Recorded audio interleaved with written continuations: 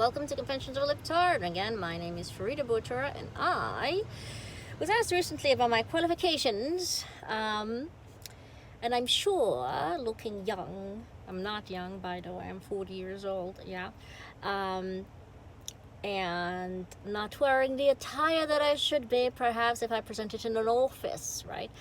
Guys, criteria is a matter, one, of perspective, because first of all, if you go to one country and the other, they don't respect their credentials. But if you want to know about my credentials, all you have to do is simply ask. And so I suppose it's a fair question on its underlining, so I will give you my credentials. The concept of a libtard, or one that I identify with, is really an ironic term for me. What does it mean? It means someone really on a liberal scale, right, as far as the political spectrum, but we have certain, of course, beliefs that at times almost present themselves in complete naivety, right?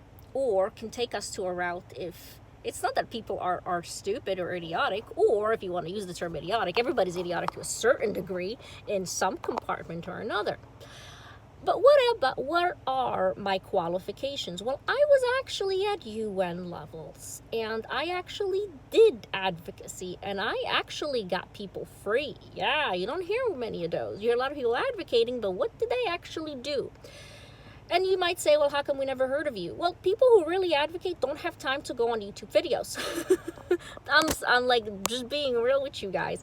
There is a lot of work, but there's also a lot of geopolitics, and this is what I wanted to share with you guys. And what are my qualifications? My background, my first degree is in political science. Okay, I also have the equivalent of a mathematical degree. I took basically all the math credits. I took lots of physics. And I also have a master's in special education and in math concentration. And I also am now finishing up my doctoral educational research. All right, so just actually finishing up my research, my dissertation. So